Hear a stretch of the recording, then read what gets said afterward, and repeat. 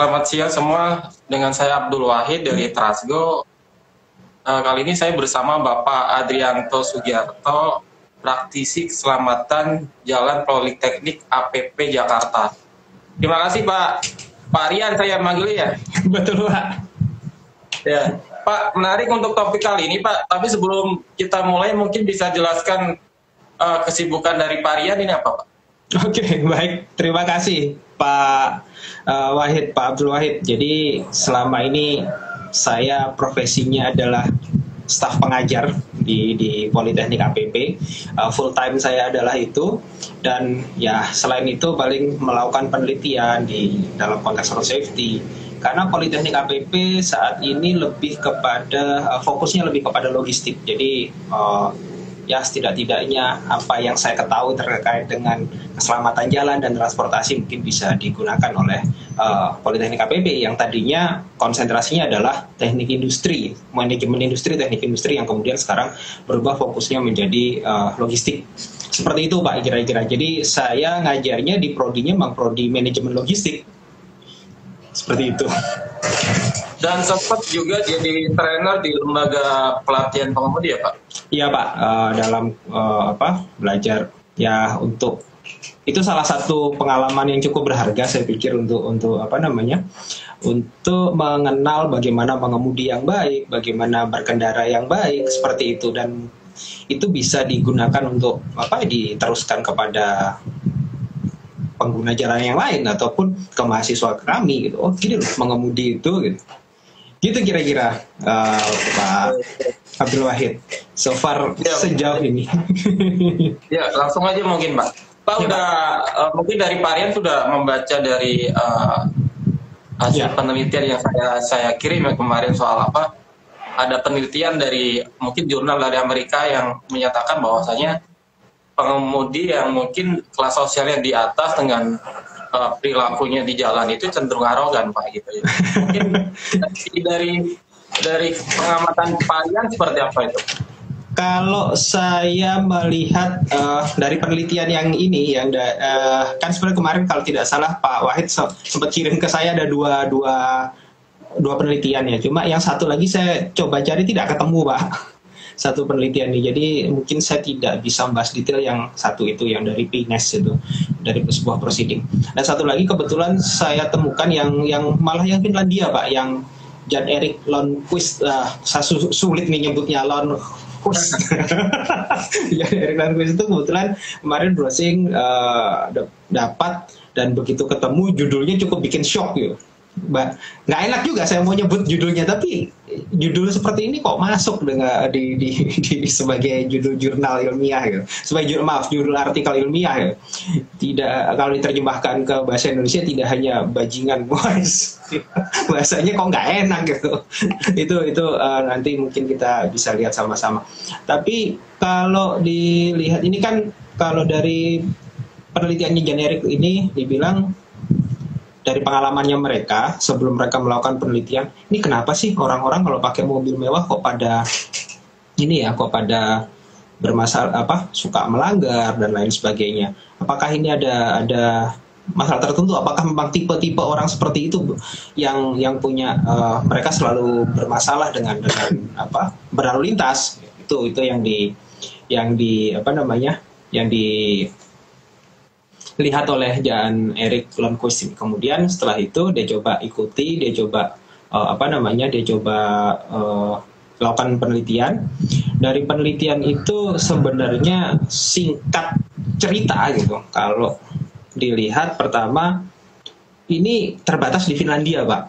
Jadi 2.000 orang di Finlandia itu sebenarnya sekitar 2.000 orang. Itu totalnya kalau tidak salah catatan saya itu 2.422 orang. 2.422 orang ini secara total ini diminta lewat, jadi surveinya bukan beliau sendiri yang melakukan survei, tapi melalui lembaga survei khusus. Jadi memang lebih terprogram ya Pak ya. Yang mereka lembaga survei ini punya agen, punya cara untuk mendekati karena cukup sensitif isunya gitu kan. Di situ dari 2.422 ternyata Ini sebenarnya cukup berimbang antara laki-laki dan perempuan. Dan 2.422 itu 1.241-nya perempuan. Nah biasanya kan masalah gender ini juga bagian yang suka sensitif untuk dibahas ya. Sampelnya imbang nggak nih? Sampelnya perempuan sama laki-laki jumlahnya sama nggak ini? Kalau nggak sama kadang-kadang jadi nggak fair kalau gitu. Harus sedikit paling tidak kalau bisa mendekati 50%. Itu biasanya di konteks penelitian seperti itu. Dan ini cukup berimbang 1.241. Nah, ternyata setelah diproses hasilnya, ternyata 530 responden itu dikeluarkan. Nah, jadi tidak diikutkan dalam penelitian ini. Jadi kenapa? Yang menarik adalah 327 orang itu nggak punya mobil, Pak. Loh, jadi ngapain ikut survei? Ya, mungkin pengguna public transport mungkin ya, Pak. Ya mungkin juga, Pak, ya di penelitian tidak disebutkan lebih detail. Cuma disebutkan 327 orang itu ternyata yang ikut survei itu nggak punya mobil. Nggak punya mobil ngapain ini? Dicoret, Pak. Banyak ternyata 327. Karena memang di ini, Pak, survei ini kan biasanya kalau mau menggait supaya dapat peserta yang banyak, responden yang banyak, kan ada kasih voucher, kasih hadiah. Ini juga ngasih hadiah. Saya kurang paham hadiahnya tuh kayak tiket lotre atau apa gitu kan yang disebar itu akhirnya responnya cukup besar sampai 2000-an ini tadi. Ternyata 327 tidak punya mobil. Kemudian ada lagi 25 orang mobilnya tidak termasuk dalam mobil yang disurvei. Jadi kalau tidak salah si Jan Erik ini membuat batasan sekitar 30 merek terbanyak yang ada di Finlandia, yang beredar di Finlandia. 30 bukan merek sebenarnya, jenis kendaraan atau varian kendaraan sekitar 30. Nah, 25 responden itu tidak memiliki merek yang 25 tadi, Pak. Jadi yang 30 tadi gitu. Jadi akhirnya dikeluarkan lagi. Terus ada 208 orang itu tidak melaporkan pendapatan. Tadinya kan maksudnya kenapa kok penghasilan atau pendapatannya ini disebutkan? Karena harapannya ini kalau orang punya duit cukup, mampu dong buat beli mobil mewah, kemudian perilaku mereka terhadap di jalan seperti apa? Itu di penelitian tersebut. Jadi akhirnya total ya tadi 530 dari 2.422 akhirnya tersisa 1.892 responden yang bisa dianalisis lebih lanjut. Ada beberapa hal yang dinilai di situ, antara lain kepribadian, penghasilan, kemudian menilai status kendaraan. Menilai kendaraan ini yang kategorinya seperti apa sih, yang mulai dari yang paling mewah sama enggak gitu. Jadi sebenarnya bukan mewah, karena biasanya mewah itu ada definisinya, saya lupa itu ada definisinya. Tapi melihat mana status mobil yang paling disuruh urutkan. Jadi ada 13 orang. Jadi diminta volunteer. Oke, dari para responden ini kira-kira siapa yang merasa paling berpengalaman dengan kendaraan. Ternyata ada sekitar 13 orang. Dia mengaku kami lebih berpengalaman terhadap kendaraan. Nah, ke-13 orang ini kemudian menilai dari 30 merek. Dari 30 merek ini tolong urutkan mana yang kategori kendaraan mewah, mana yang bukan. Akhirnya muncul di sini, ini hasil penelitian di sana, yaitu Audi, BMW, Jaguar, Lexus, dan Mercedes-Benz. Itu yang dianggap mobil mewah di sana. Status di Finlandia, Pak ya? Di Finlandia, Pak, yang dianggap memiliki statusnya tinggi lah, mewah gitu, tadi mewah, meningkatkan status sosial dari si penggunanya, kurang lebih seperti itu. Itu tadi 1, 2, 3, 4, 5 merek Audi, BMW, Jaguar, Lexus, dan Mercedes-Benz itu di Finlandia. Lainnya dianggap biasa aja sepertinya. Jadi diambil yang 5 terbesar itu. Mereka menilai dapat itu. Kemudian yang menarik lagi ada bahwa ternyata kepemilikan mobil di sana itu kurang lebih rata-ratanya adalah 1,3 kendaraan per orang. Jadi ada orang yang punya satu kendaraan, terbanyak itu punya 5 mobil dalam satu orang itu memiliki 5 mobil terbanyak dari penelitian itu. Jadi dibuat rata-ratanya dari seluruh itu dapatnya 1,33. Artinya ya satu orang pasti bukan pasti satu orang banyak lebih dari satu kendaraan gitu nilainya. Jadi seperti itu. Nah penghasilan saya lupa itu ada penghasilan ada beberapa ini sih berapa batasannya. Nah, itu kira-kira nanti kalau kemudian ini diimplementasikan di Indonesia, bisa jadi ada pemahaman yang mungkin merek-mereknya pemahaman terhadap merek bisa berbeda lagi. Nah, ternyata hasilnya ini singkat cerita hasilnya ternyata pertama dari sisi usia itu apa dibilang? Oh, usia ini pengaruhnya negatif terhadap status kepemilikan mobil. Jadi artinya semakin sepuh itu semakin tidak terlalu ambil pusing dengan merek kendaraan. Nampaknya seperti itu. Apakah kemudian saya kendaraan saya harus semakin sepuh kendaraan saya harus lebih mewah gitu atau lebih meningkatkan status. Ini tidak pengaruhnya itu negatif. Jadi mereka ada kemungkinan tidak peduli. Maksudnya nggak pilih-pilih lah. Saya sudah makin sepuh, ya pokoknya mobil bisa saya gunakan. Itu. Kemudian ada kalau pendapatan, iya. Kalau semakin tinggi orang punya pendapatan, makin memilih kendaraan yang meningkatkan statusnya. Itu hasil penelitian ini. Itu kemudian kepribadian. Terkait dengan kepribadian itu tidak pengaruh ke jenis kendaraan apapun, terhadap status kendaraan. Jadi kepribadiannya mau dia kepribadian katakanlah berkepribadian baik dan buruk itu sebenarnya nggak ada kaitannya dengan status kepemilikan mobil. Ternyata seperti itu, Pak. Nah, yang menarik peneliti ini bilang ini memang terbatas di Finlandia. Jadi penelitiannya hanya terjadi di Finlandia, dilakukan di Finlandia dengan merek-merek yang ada di sana. Kemudian dibilang bahwa karena di sana di mayoritas negara-negara Nordik itu penghasilan tuh gapnya nggak terlalu jauh, Pak ya. Wealthiness-nya di sana itu nggak terlalu jauh. Itu dianggap ini agak sulit untuk menentukan apakah orang yang jangan-jangan ini ya orang berpenghasilan berapapun bisa saja gitu melakukan tindakan arogan di jalan. Itu menurut Jan Erik dibilang seperti itu. Jadi karena penghasilan tadi relatif setara itu agak sulit untuk memprediksi sebenarnya terkait dengan kompetensi mengemudi. Yang kedua terkait dengan prestasi dari si pengemudinya itu sendiri.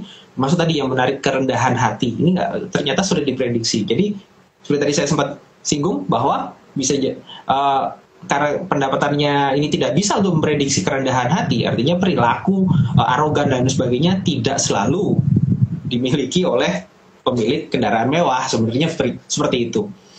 Saya jadi kepikiran gitu, ini kayaknya menarik nih kalau coba kita tes di Indonesia gitu kan, yang mungkin gapnya jauh gitu kan, Pak, antara jauh kan gitu. Kita kalau lihat kelas kendaraan kita di Indonesia itu kan mulai dari LCGC bablas sampai ke LCGC bablas sampai ke mobil yang ya kategorinya mewah. Wah, itu udah ada dicolek Pak Reza itu saya. Iya, ada Pak Reza. Iya. Seperti itu sih, Pak. Kalau saya melihat, jadi ini hasil penelitian ini tidak bisa digeneralisir ke seluruh dunia, hanya mungkin sebatas di Finlandia. Tapi ini menarik untuk dicoba, untuk dilihat lebih lanjut mungkin di Indonesia atau di negara-negara lain. Dan kebetulan penelitian ini cukup baru, masih 2018-2019. Begitu kira-kira, Pak Abdul Wahid. Terima kasih. Yuk, Pak, tapi dari hasil penelitian tersebut, definisi dari arogan sendiri apa, Pak, di hasil penelitiannya, Pak? Kalau di sini saya coba cek, dia tidak menyebutkan kata-kata arogan sih, Pak, di sini. Tidak menggunakan istilah arogan. Jadi lebih mungkin kepada bahasanya tadi adalah kerendahan hati. yang digunakan pilihan katanya itu. Jadi kalau orang merasa oke, saya punya kerendahan hati yang cukup menggunakan mobil mewah, ya nggak akan ada masalah, kan biasa-biasa saja. Mungkin seperti itu yang mau dilihat oleh Jan Erik. Di sisi lain mungkin ya kalaupun dibilang bahwa kalau kerendahan hatinya rendah, mau pakai mobil biasa pun juga akan berperilaku yang tidak baik di jalan seperti itu. Jadi tidak muncul istilah arogan sih Pak kalau di penelitian ini. Itu yang saya lihat. Tapi di artikel kan disebutkan Pak, maksudnya dari arogan yang dimaksudkan cenderung untuk menyerobot antrian misalnya, atau mungkin cenderung untuk melanggar aturan lalu lintas padahal tahu soal aturan itu gitu. Mungkin itu di artikel yang itu mungkin gabungan Pak ya. Kalau di sini kebetulan artikel ilmiahnya sangat pendek sih, cuma berapa halaman, 3 halaman. Itu tidak menyebutkan terkait dengan, jadi coba bilang begini, bahwa penulis telah memperhatikan bahwa pengendara kurang memperhatikan peraturan lalu lintas seperti ngebut, tailgating, kemudian belok tanpa lampu sen. Ini yang jajar sen kiri, beloknya kanan. Kemudian dibilang bahwa ada kecenderungan yang mengemudi seagresif itu laki-laki. Makanya penelitian ini pun berusaha mencari keseimbangan antara laki-laki dan perempuan gitu. Apakah seperti itu gitu. Ternyata ya tidak ada korelasinya gitu.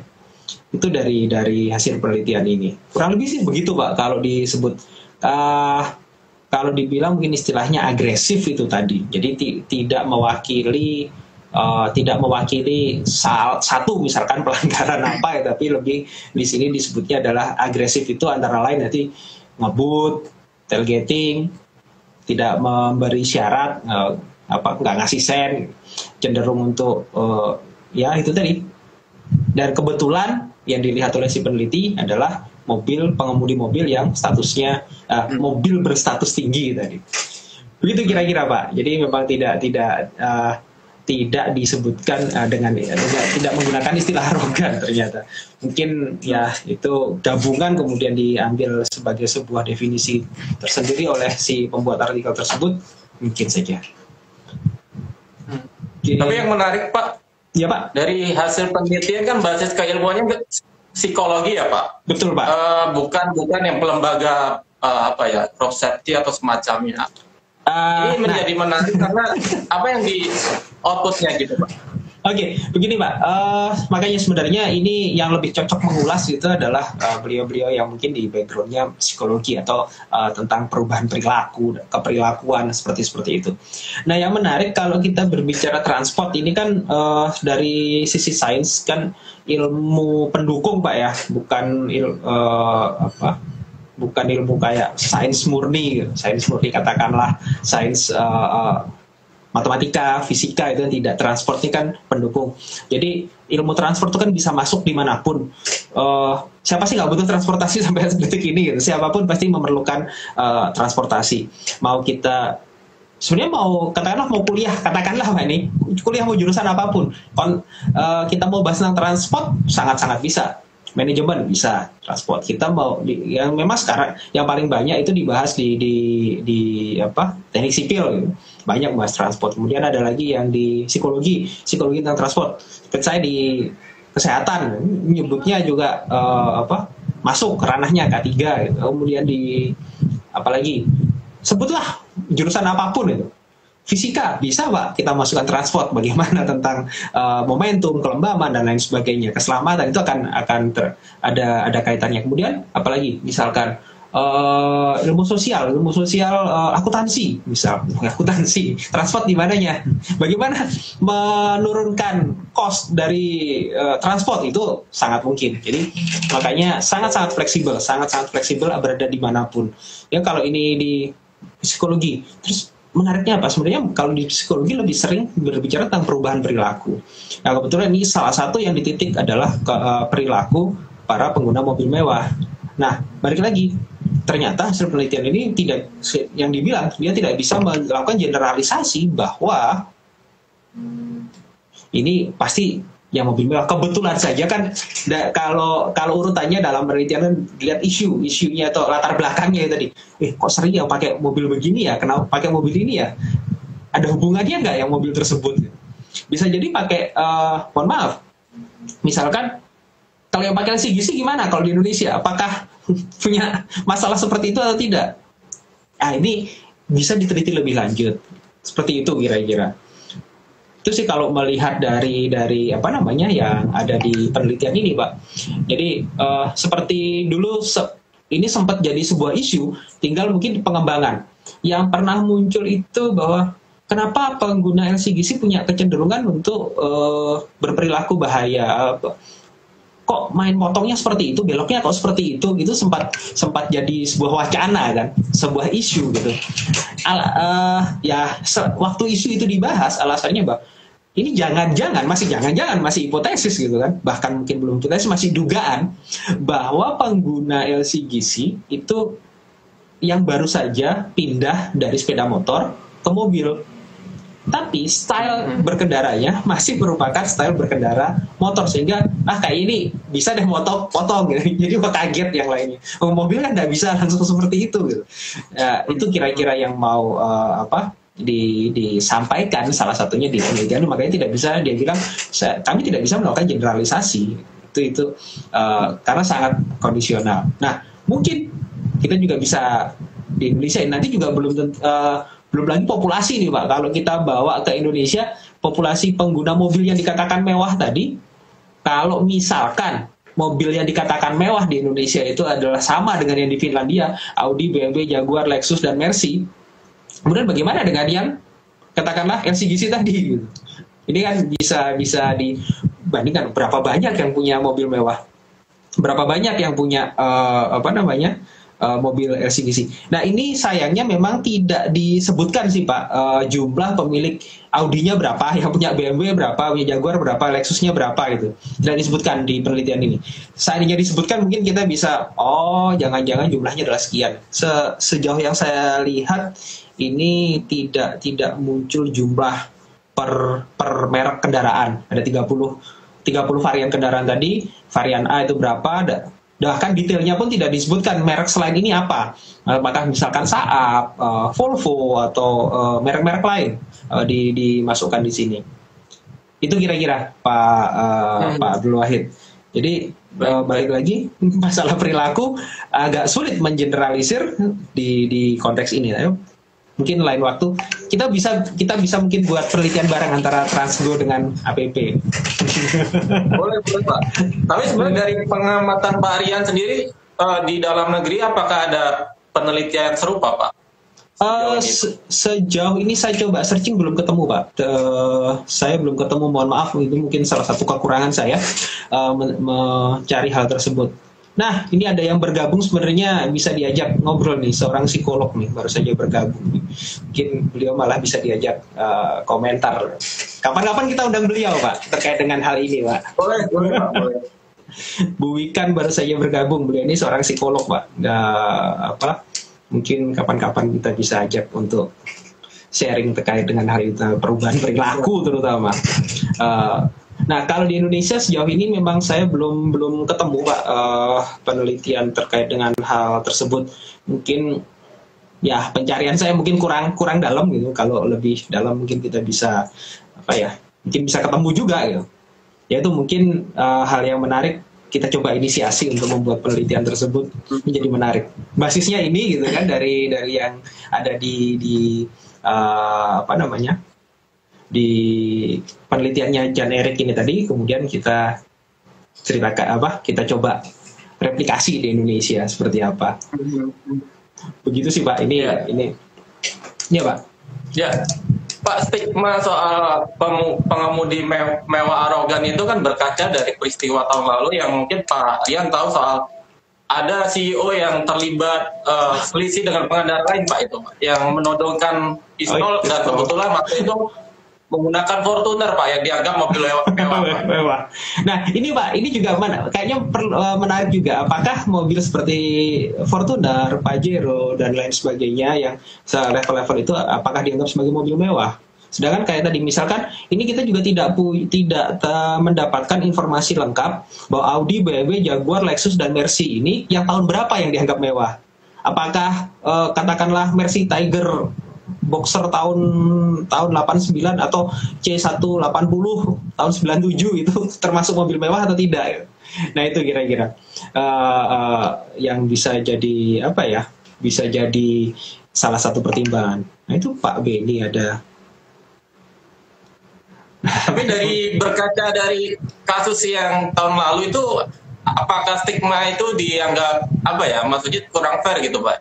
Ya. Dikata bahwasanya Saya lupa Pak, pernah ada satu kejadian, jadi saya lupa, mobilnya bukan mobil mewah, mobilnya Vios kalau tidak salah, itu keluarkan pistol tembak orangnya Pak. Mungkin perlu saya harus cari lagi. Itu pernah ada kejadian seperti itu, tembak. Ya mobilnya bukan mobil mewah Pak. Kalau nggak salah sempat yang mobil Panther, kalau tidak salah juga pernah ada satu kasus menodongkan senjata. Jadi kan ini kalau kita lihat mungkin saja ya fenomena ini kan di Indonesia juga kita melihat di berita ini pakai mobilnya Fortuner, ini kemarin ada yang kasusnya pakai BMW. Nah seperti apa? Gitu. Yang menarik lagi bisa juga mungkin ini juga duga-dugaan saja Pak. Misalkan nih yang tadinya katakanlah begini, ini mobilnya mungkin mobil. Kalau kita mau berpegang bahwa yang punya mobil mewah pasti arogan atau pasti agresif gitu, merasa memiliki kelebihan. Nah, bagaimana dengan kalau misalkan kita ketemu mobil yang bukan kategori mobil mewah yang disebut mobil mewah, kemudian itu jadi suatu dia merasa bahwa berhak melakukan sesuatu itu tadi, merasa arogan dan lain sebagainya. Padahal di rumah dia mobilnya juga punya mobil mewah gitu, mobil yang disebut dari kelima merek tadi di Finlandia gitu. Jangan-jangan seperti itu. Itu bisa jadi Pak. Nah itu yang mungkin menarik juga untuk dikaji lebih lanjut. Nah ini Pak bisa kasih komentar dari ini Pak. Komentar dari Pak Beni Pak, ini Pak di kolom komentar. Spesifikasi mesin mobil di mesin mobil besar menyebabkan adanya rasa lebih dari yang lain dan mungkin jadi merasa lebih berhak dari yang lain. Ya, Pak Beni, saya pikir ya mungkin ya kita kalau punya sesuatu yang lebih, kita punya suatu rasa pede ya. Cuma kembali lagi kalau dari hasil penelitian ini tadi kan tidak bisa menjelaskan hal tersebut dengan lengkap sehingga yang kita bisa sampai saat ini adalah dugaan terkait dengan hal tersebut. Jika misalkan di Indonesia kita bisa lakukan survei misalkan ya tadi pengguna mobil kita berapa banyak varian di mobil di Indonesia itu saya coba juga belum sempat hitung. Banyak sekali, kemudian kita coba survei, mungkin menarik juga masalah terkait dengan agresivitas dan lain sebagainya. Seperti itu. Jadi kadang-kadang ya kita merasa kadang-kadang, wah mobil saya cc-nya besar, displacement-nya besar. Ini jalan tolnya bagus, sayang kalau nggak bejek gas. Kan gitu. Bisa jadi seperti itu. Begitu kira-kira.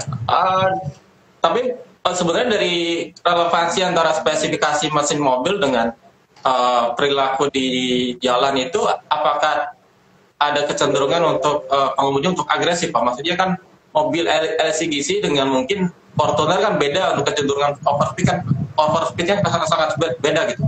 Ya. Kan masalah speed, masalahnya itu kan tantangannya tidak hanya masalah ngebutnya Pak. Jadi masalahnya bisa termasuk misalkan motong, tadi belok tidak memberikan, nggak ngesen gitu kan, main belok aja. Kemudian apalagi tadi coba tadi saya lupa, tidak ngebut, tidak hanya mengebut tapi juga tailgating, kemudian belok nggak pakai sen. Nah itu bisa dilakukan oleh siapapun. Bahkan mohon maaf, ini kalau ini pengalaman pribadi juga, saya pikir juga bisa ditindaklanjuti dalam bentuk suatu penelitian lebih lanjut, yaitu maaf di apa namanya, di komplek perumahan, motor, mobil untuk belok atau pindah lajur ada kecenderungan untuk tidak menyalakan lampu sen. Beberapa kali yang saya lihat, oh ini kenapa? Karena merasa dalam komplek kemudian nggak perlu nyalakan lampu sen.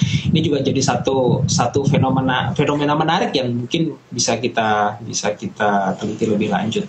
Seperti itu sih Pak. Jadi ya memang kalau siapapun punya, saya yakin punya kendaraan yang lebih dibandingkan yang lain, pasti akan ada rasa pede ya. Tapi kalau terkait dengan apa namanya, terkait dengan apakah mereka yang punya kendaraan mewah, apakah selalu? Tidak juga. Gitu kira-kira Pak. Dari pengamatan Pak Rian sendiri, kalau soal knowledge mungkin soal road safety atau defensive driving dari kalangan pengemudi mobil khususnya, mungkin bisa presentasikan knowledge mereka seperti apa Pak? Apakah sudah mumpuni Pak? Gini Pak, kalau ini dari pengalaman saja. Jadi gini, ini kan tetap kembali kepada pribadi masing-masing. Satu hal yang menarik bahwa bagi mereka yang mohon maaf memiliki penghasilan lebih banyak, mereka akan, ini salah satu artikel saya baca di mana ya, mereka memiliki kemampuan akses terhadap pendidikan atau terhadap pelatihan road safety dan lain sebagainya itu lebih besar. Karena pelatihan-pelatihan kayak gitu, misalkan pelatihan road safety berbayar, satu orang misal berapa, 2 juta rupiah gitu. Untuk orang yang punya duit cukup dan pikir 2 juta rupiah ya udahlah saya bisa buat belajar. Tapi yang mohon maaf yang pas-pasan 2 juta bisa pakai untuk makan beberapa hari. itu juga jadi salah satu pertimbangan pastinya Pak. Itu apa namanya, sejauh yang saya pahami seperti itu. Jadi di salah satu artikel tersebut dibilang bahwa kemampuan akses mereka terhadap pendidikan yang memiliki penghasilan lebih pasti akan lebih mudah untuk mengakses kepada keilmuan tersebut. Meskipun sebenarnya ilmu-ilmu terkait road safety banyak beredar di internet, kita juga bisa dapatkan dengan gratis. Hanya mungkin perlu belajar itu pasti ada proses. Ini kenapa begini ya? Kenapa begini? Nah, itu yang mungkin agak kesulitan untuk mencari teman diskusi. Nah, biasanya kalau melihat dari beberapa fenomena, hal-hal tersebut biasanya ke lingkungan, Pak. Yang bisa mempengaruhi itu adalah lingkungan. Nah, ini berbicara psikologi lagi. Kalau di psikologi itu ada salah satu model penelitian dari ICKZ itu ada menunjukkan bahwa perubahan perilaku itu dipengaruhi oleh 3 hal. Satu adalah attitude, sikap. Yang kedua adalah norma subjektif, dan yang ketiga adalah control belief. Nah, biasanya beberapa kali yang saya lihat itu adalah di poin yang kedua, Pak. Yang poin kedua yaitu faktor yang kedua yaitu normatif subjektif, norma subjektif. Norma subjektif itu bisa diartikan kepada lingkungan, keluarga, rekan-rekan kantor, dan lain sebagainya. Bagi mereka yang katakanlah di keluarganya safety-nya cukup baik, artinya pakai helm dong, pakai safety belt dong, kayak gitu. Mereka punya kecenderungan untuk berperilaku lebih berkeselamatan. Kemudian lagi misalkan dari kantor mewajibkan menggunakan helm, menggunakan safety belt dan sebagainya, itu pun akan membuat seseorang lebih berkeselamatan perilakunya seperti itu. Itu pengaruh-pengaruh yang sangat kuat. Termasuk ketika katakanlah kita punya komunitas, kita punya klub, pilih komunitas dan klub yang mengajak kepada kebaikan gitu, mengajak kepada sesuatu yang berkeselamatan. Nah, kalau terkait dengan hal ini, saya yakin keselamatannya, perilaku berkeselamatannya akan terjaga. Seperti itu, Pak. Jadi yang saya pahami sejauh ini. Oh iya, karena saya bisa kasih komen.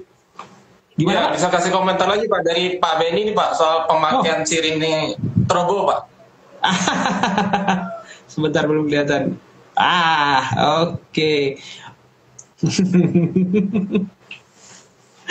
ini ini apa namanya, sirine strobo itu kan sudah diatur kan Pak ya di Undang-Undang Nomor 22 dan PP 55 pun sudah diatur, semua ada aturannya. Kalau Pak Benny tadi bilang bahwa ini perlu diangkat sebagai topik indikasi arogansi, kayaknya menarik gitu kan. Kalau di penelitian yang kalau kita mau buat seperti di Jan Erik ini kan, sepertinya kita bisa masukkan sebagai indikator ini menggunakan strobo atau enggak. Kalau menggunakan strobo dan sirine berarti anggap aja kategorinya arogan, mungkin gitu maksudnya. Itu menarik Pak untuk dikaji lebih lanjut. Sebenarnya kan kalau berbicara tentang sirine dan strobo, kenapa sih kita harus pakai itu? Oh kan untuk darurat, untuk apa loh, kan sudah ada yang ngatur yang boleh pakai siapa. Simple as that gitu, udah tinggal kita ikuti saja. Dan Anda memaksakan untuk menggunakan itu dengan harapan apa? Ya mungkin kita bisa buat penelitiannya supaya lebih objektif. Oh saya pakai sirine strobo adalah karena supaya ini. Saya pakai strobo adalah karena ini. Ya, nah itu mungkin hal yang bisa jadi punya alasan tertentu. Alasannya baik. Problemnya adalah yang bersangkutan tidak tahu aturannya seperti apa. Contoh misalkan, loh saya pakai sirine dan strobo itu kan karena mau bantu orang, mau nolong orang. Loh iya, aturannya gimana? Aturannya boleh nggak kita masyarakat sipil menggunakan itu? Yang sipil boleh menggunakan ya ambulans ya, kemudian Blanwir, pemadam kebakaran, tuh istilah Belanda, pemadam kebakaran itu kendaraan sipil yang boleh menggunakan sirine strobo tuh. Itu yang sudah diatur gitu. Kenapa harus saya juga mau pakai untuk apa? Itu Pak kira-kira. Jadi ini juga menarik. Jadi tidak hanya jenis kendaraannya, tapi juga berlaku juga hal-hal yang seperti itu, penambahan aksesoris tertentu yang sebagai mengindikasikan tadi arogansi di jalan atau berlaku agresif di jalan. Terima kasih Pak Benny sentilannya. Ada lagi Pak Bayu nih Pak soal penggunaan knalpot racing Pak. Pak Bayu, termasuk menggunakan knalpot racing juga. Ini juga menarik juga. Ini terima kasih nih Pak Bayu ini. Wah ini seorang yang luar biasa. Ini trainer ini Pak, trainer safety juga ini Pak. Pak Bayu, apa namanya? Knalpot racing ya. Knalpot racing ini apakah masuk ke arogan? Menarik untuk dikaji ini sepertinya. Jadi kenapa harus pakai knalpot itu? Ada beberapa orang kan, ini mohon maaf saya belum melakukan suatu penelitian atau kajian apapun terkait dengan knalpot. Cuma memang beberapa waktu lalu sempat ada diskusi, sebenarnya boleh nggak sih? Terus ada waktu itu ada salah satu psikolog yang on air kebetulan bareng saya, dia bilang bahwa penggunaan itu adalah biasanya untuk menunjukkan status sosial. Ya bisa jadi sama kayak di mobil tadi, untuk menunjukkan status sosial. Ini knalpot saya knalpot yang begini loh, bukan yang standar loh gitu. Kemudian mungkin kalau dicari itu lebih lanjut knalpot, kita mau nyari ke suaranya atau nyari ke akselerasi dan lain sebagainya. Ini kan juga apakah bisa digeneralisasi bahwa knalpot itu mengarah kepada agresivitas atau mungkin arogansi dari di jalan, memicu perilaku arogan. Seperti itu kira-kira. Pak, menyambung soal status sosial lewat mungkin kepemilikan mobil mewah, itu mungkin bisa dikaitkan dengan tren sekarang Pak, soal flexing Pak. Flexing. Ini saya harus buka kamus dulu Pak. Mungkin boleh dijelaskan sedikit tentang flexing supaya. Flexing itu pamer Pak. Okay. Pamer mobil mewah di sosial media untuk menunjukkan mungkin superior dia gitu. Apakah juga ada kecenderungan untuk arogan nanti di jalan gitu Pak? Kalau flexing arahnya kepada untuk pamer, mungkin bisa jadi kan begini Pak. Saya punya kendaraan mewah, belum tentu. Apakah yakin yang bersangkutan juga pasti bisa nyopirnya? Nah, belum tentu kan Pak. Bisa jadi. Kan bisa jadi bahwa saya punya ini, saya disopirin kok. Kan ada beberapa jenis mobil mewah yang sebenarnya lebih cocok untuk disopirin gitu. Maksudnya kita sebagai yang duduk santai aja di belakang gitu, tidak selalu untuk yang mengemudikannya. Mungkin kalau terkait dengan hal itu apa ya? Ya, contoh misalkan kayak Alphard, misalkan Alphard lebih cocok kita duduk di belakang daripada kita mengemudikannya kan. Kemudian kayak Mercy S-Series gitu, nggak mungkin mengemudikannya, lebih mending kita duduk di belakang. Ya seperti itu Pak. Contoh-contoh. Jadi tidak selalu flexing atau di media sosial pamer mobil mewah adalah untuk menunjukkan kemampuan yang bersangkutan mau ngebut dan sebagainya, tapi bisa jadi hanya sebatas ke pamer. Makanya terkait dengan hal-hal yang sifatnya keperilakuan ini hal yang memang agak cukup sulit untuk dijangkau, sehingga kita memang perlu melakukan kajian lebih lanjut atau lebih spesifik terkait dengan hal tersebut, karena bisa jadi di sini faktor yang mempengaruhi ini maksudnya seperti ini. Penelitian lain bisa jadi sesuatu yang berbeda lagi. Begitu sih Pak, sejauh pengetahuan saya. Baik, mungkin terakhir Pak Rian, closing statement Pak soal apakah sebenarnya benarkah untuk stigma bahwasanya pemilik mobil mewah itu terjadi arogan, atau sebenarnya potensi arogansi itu ada di semua pengemudi mobil gitu? Baik, Pak Abdul Wahid, terima kasih. Jadi saya kembali mengacu kepada hasil penelitian Jan Erik ini. Ini lebih kepada mengikhtisarkan atau menyampaikan lagi bahwa ternyata tidak selalu bahwa memiliki kendaraan mewah itu pasti akan arogan atau pasti akan agresif. Hal ini bisa terjadi di budaya yang lain, sehingga Jan Erik menyarankan coba dicek atau dilakukan penelitian pada budaya-budaya yang lain yang bukan di budaya Nordik, di budayanya Finlandia. Mungkin di budaya di Inggris mungkin bisa berbeda, di Asia mungkin berbeda, di ASEAN sendiri mungkin berbeda, bahkan mungkin Indonesia dengan Thailand pun bisa berbeda. Karena sangat kultural apa yang coba diselidiki atau diteliti oleh Jan Erik. Untuk itu apapun sebenarnya kita berkendara mau menggunakan mobil apapun, yang pasti kembali kepada diri kita sendiri. Katakanlah saya beli mobil mewah tujuannya untuk apa? Apakah buat ngebut? Ya kalau mau ngebut silahkan gunakan di tempat yang semestinya, ke sirkuit dan lain sebagainya. Sekalian di tesnya itu jangan tanggung-tanggung sirkuit. Masa beli mobil mewah sanggup, nyewa sirkuit nggak sanggup? Misal seperti itu. Mungkin mungkin bisa sebagai tambahan atau sebagai sebagai pertimbangan. Mohon maaf, maksud saya sebagai sebuah pertimbangan. Oke, ini saya punya kendaraan yang mewah, kendaraan mewah, cc-nya besar, larinya bisa 200 km per jam, ya kenapa kita tidak coba bawa ke Mandalika sekalian gitu ya, lagi tren sekarang gitu. Tanggung gitu. Itu bisa atau mungkin juga dalam konteks lebih lanjut, apakah mungkin di Indonesia menyediakan satu titik seperti autobahn di Jerman gitu yang bisa ngebut sesukanya gitu. Tanpa unlimited, terserah mau ngebut seperti apa. Seperti itu kira-kira Pak Abdul Wahid. Jadi apapun kendaraan kita, kembali lagi kepada tujuan kita untuk apa ketika kita membeli kendaraan tersebut. Pak, kendaraan tersebut adalah untuk kita mengemudi sehari-hari, untuk kita pamer, untuk kita berperilaku arogan di jalan, kembali kepada pilihan kita masing-masing. Tapi yang pasti adalah berusahalah untuk tetap berkeselamatan di jalan. Terima kasih. Artinya potensi arogan itu bisa datang dari siapa saja Pak, tidak melihat status sosialnya. Sejauh ini demikian Pak. Jadi bisa jadi siapapun, dari LCGC sampai mobil mewah, dari mobil kelas A sampai mobil kelas F, siapapun bisa menjadi arogan, siapapun bisa menjadi berbahaya. Seperti itu. Sekalipun pengemudi tersebut mungkin secara knowledge soal berkemudi selamatan lebih tahu gitu Pak. Itu pun masih ada potensi untuk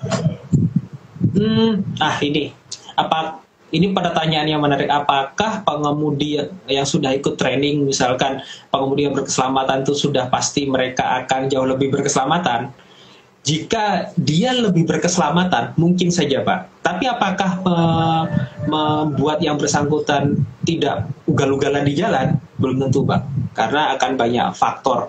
Salah satu faktor yang mempengaruhi kenapa orang kadang-kadang berperilaku agresif di jalan, banyak faktor. Misalkan faktor ekonomi di rumah. Wah, ini tadi belum cukup buat beli susu anak ini. Nah, stres. Nah, bisa jadi nyetirnya malah nggak karu-karuan. Atau ya ada tekanan pekerjaan, tekanan rumah, tekanan ekonomi, itu juga bisa mengarah kepada mengemudi yang tidak berkeselamatan. Meskipun yang bersangkutan sudah pernah mengikuti pelatihan.